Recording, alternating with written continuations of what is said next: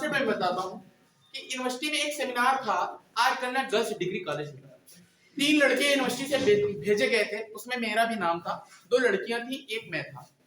दोनों में डिसाइड था कि हिंदी इंग्लिश कौन कौन से बोलेंगे। डिबेट करना था ह्यूमन राइट का। उसमें माननीय चीफ जस्टिस गिरधर मालवीय जी सर थे, गणेश साहब आईपीएस अफसर थे, और पंकज जायसवाल आर कन्या गर्ल्स डिग्री कॉलेज के जो प्रबंधक थे वो थे, मैम थी, और हमारी सीएमपी की जो मैम थी सरोज मैम, हम लोगों को बहुत मानती थी। और हम लोगों को भेज दिया गया वहां। सिर्फ हमारा क्या मुद्दा था, सिर्फ मुद्दा ये था कि खाने के लिए मिलता पूरी सब्जी रसगुल्ले। इस उद्देश्य से मैं अपना नाम लिखवा लिया कि कुछ तो खाने को मिलेगा, जो होगा देखा जाएगा। एक दिन पहले बाद मुझे मालूम चला कि वहां कुछ बोलना है, और किस पे बोलना है, ह्यूमन राइट्स ऑफ वुमेन पे, मतलब महिलाओं के अधिकारों की बात करना है। अब मुझे क्या मालूम कौन सा अधिकार, किस बात की अधिकार, महिलाओं का वो भी अपना अधिकार हो तो बोल दे, खाने का अधिकार है, पीने का अधिकार है, घूमने का अधिकार है। लेकिन वहां पे महिलाओं के अधिकार की बात हो रही थी। अब मैं गया तो एक दिन पहले मैं फिर तैयारी किया, रात भर में तैयारी किया कि मैं बोलूंगा क्या। तो मेरे जितने सहपाठी थे सबका क्रम था, उसमें ईश्वर शरण के भी स्टूडेंट थे, सीएमपी के भी स्टूडेंट थे, जगत तारण की पूरी लड़कियां थी। सबका मतलब मेन मकसद था, 2 लड़के गए थे स्पीच करने, तो 4 लड़के खाने के लिए गए थे इस सेमिनार में भाग लेना। मेरा संबोधन ही सबसे बढ़िया मेरा संबोधन रहा। मैं जब चौथे नंबर पर क्रमांक में उतरा, पहले तो उतारा गया, पहले सब अपना अपना स्पीच दिए, बाद में हमारा नाम बुलाया गया, तो मैं एक तरीके से मंच में जाने से पहले मैं ठिठक सा कि मैं बोलूंगा क्या, इतने लोग हैं, पब्लिक, पहली बार मेरा सेमिनार था। मैं गया कि बोलूंगा क्या। फिर मैं जब वहां गया, मंच पे खड़ा हुआ, संबोधन किया, तो मैं पहले से ही संबोधन वगैरह बड़ा अच्छा करता था, क्योंकि यहाँ थरवई में पढ़ता था, स्वामी विवेकानंद विद्या आश्रम में, तो सारी कॉन्सेप्ट मुझे क्लियर होते थे, कहाँ क्या बोलना है। स्टार्ट कर दिया बोलना, मेरा संबोधन सबसे अच्छा लगा। और जो गिरधर मालवीय थे सर थे, माननीय चीफ जस्टिस हाई कोर्ट, उन्होंने एक शब्द कहा बेटा नाम क्या है तुम्हारा। तो मैंने बताया कि अश्विनी देवी नाम है मेरा सर। कहा कि किस क्लास में पढ़ते हो, तो उस समय ग्रेजुएशन लास्ट ईयर था। मैंने उनको बताया, कहा आपका संबोधन, आपका स्पीच तो बढ़िया रहा जो जैसा रहा, लेकिन आपका संबोधन इतना अच्छा रहा कि वास्तव में हमें लग रहा था कि अभी तक ग्रेजुएशन का कोई बच्चा ऐसे संबोधन नहीं किया। और जानते हैं, अब ताली बजी, मैं पीछे गया, मेरा तो मेन कॉन्सेप्ट था खाना, कि 2 कैसे बचे, रसगुल्ले कैसे मिले। मैं अब उसी में घटना क्या घट गई हमारी, टोकन गिर गया। जो टोकन मिला था खाने वाला, 2 नंबर क्रमांक था, टोकन ही गिर गया। और जैसे ही मैं स्पीच खत्म हुआ, हमारा लंच हुआ, तो सब लोग खाने के लिए चले गए। तो उसमें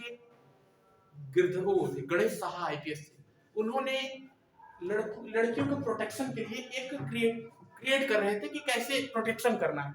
वो अपना मतलब फिजिकली पूरा दिखा रहे थे। उसमें अपने एक दरोगा से बोले, अंशुमन पांडे थी दरोगा का नाम, अंशुमन पांडे।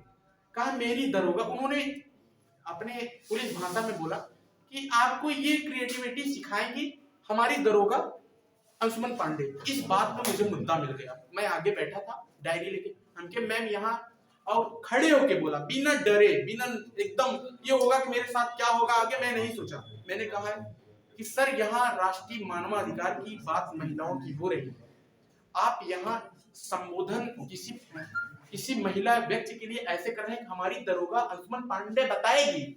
यहाँ हो सकता है कि आप और शब्द का थोड़ा अच्छा कॉन्सेप्ट दे सकते थे। उन्होंने कहा कि आप पत्रकार हो, उन्होंने दबाने की कोशिश की, लेकिन मैं दबा नहीं, जो होगा देखा। तो गिरधर मालवीय सर थे, उन्होंने कहा कि अब इतने प्रोफेसर के बड़े बड़े बीच में मैंने बोल तो दिया, मुंह तो खोल दिया, लेकिन डर रहा था कि साला कहीं पुलिस वाले सिपाही से मरवाए ना। लेकिन जब वहां से मैं निकला तो उन्होंने एक चीज कहा बेटा मेरा यहाँ संबोधन करने का मतलब ये है कि यहाँ जो लेक्चर देते हैं प्रोफेसर बहुत अच्छा दे लेते हैं, लेकिन एक प्रशासनिक अफसर उतना अच्छा लेक्चर में परिपूर्ण नहीं होता है। उसको प्रशासन संभालने का कार्य दिया जाता है, ना कि स्पीच करने का। स्पीच आपके प्रोफेसर देंगे, मैं नहीं दे सकता। मेरे जो ट्रेनिंग मिली है मैं उसी भाषा का प्रयोग करता हूँ। उन्होंने सॉरी बोला वहां पे, लेकिन जब मेरा लंच हुआ, मैं टोकन के लिए गया तो पहले लाइन लगा के थाली लेके आ गया, और देखा तो बोला टोकन, तो टोकन जेब में नहीं, ढूंढने लगा। अब लाइन से बाहर कर दिया गया। अब एक तरफ से साला रसगुल्ला खत्म हो जाएगा तो दिक्कत हो जाएगी। अब लगा पीछे सरोज मैम थी हमारी, बहुत मानती थी मुझे। कहा सनी क्या हुआ यहाँ आओ, कि मैम क्या बताएं। अब उसी में रोंधा हो गया कि दो बजे तक तो हम वेट किए हैं, 7 बजे क्या के सेमिनार में गला फाड़ रहे हैं और साला खाने में टोकन गायब। तो मैम बोली कि यहाँ आओ, क्या हुआ कि मैम मेरा टोकन कहीं खो गया। अब रिस्क वाला काम था, टोकन उसी को उपलब्ध होता था, हर फैकल्टी के लिए अलग अलग बच्चों को प्रोवाइड पहले से किया गया। अब टोकन खो जाना इसका मतलब कि यूनिवर्सिटी के ऊपर उंगली उठेगी कि आपके बच्चे लापरवाह हैं, और खाना अगर कम ज्यादा, वहां एकदम सेलेक्टेड भोजन होते हैं कि एक थाली से ज्यादा। मैंने कहा कि और सबको मैं दे रहा हूं, तो मैं हूं, फोटो देख लीजिए मैं था। लेकिन फिर मैम अपने सिग्नेचर से वो एक टोकन पड़े कहीं जाओ, मैं खड़ा गया, वो कह रहा है नहीं ये टोकन नहीं है, दूसरा लाओ। तो मैम थी सरोज मैम आई, कहीं मेरा बच्चा है और मेरा स्टूडेंट है, मैं खड़ी हूँ, इसका टोकन खो गया। तब थाली में 4 कचौड़ी दम आलू और बुनिया के साथ रसगुल्ला भी मिला, खाए भैया। और तब तक उपाध्यक्ष जो वहां के पुलिस अधीक्षक थे तब तक मुझे घूर रहे थे कि लड़का कैसे बेवकूफ बात बोला पूरे सम्मेलन में, मुझे ऊपर उंगली उठाई। उन्होंने फिर बाद में उनको समझाया कि बेटा अगर आपको ऐसा कोई दिक्कत था तो मुझे बाहर बोल देते, लेकिन मैं वहां दबा नहीं। इसका मेरा कहने का तात्पर्य ये है कि ज्ञान वह शेरनी का दूध है जो पिएगा वो दहाड़े। डॉक्टर भीमराव अम्बेडकर का कथन है, वो हमेशा फॉलो करिए आप कि कहीं ना दबिए। अगर आपके पास ज्ञान है ना तो आप दबेंगे नहीं, कहीं भी किसी भी समय आप अपने निर्णय लेने में सक्षम रहेंगे। किसी के ऊपर आप भरोसा करके कि वो मेरा निर्णय लेगा, वो सब कुछ करेगा, वो कुछ नहीं करेगा। आपको जो करना है वो करेंगे, ठीक है। इसी के साथ ये टॉपिक खत्म, ठीक है। रसगुल्ला को ध्यान रखिएगा, एक कॉन्सेप्ट भी था क्योंकि यहाँ संबोधन हो रहा है रसगुल्ले। आइए आप भी 2 शब्द कहिए कुछ अपने बारे में। आइए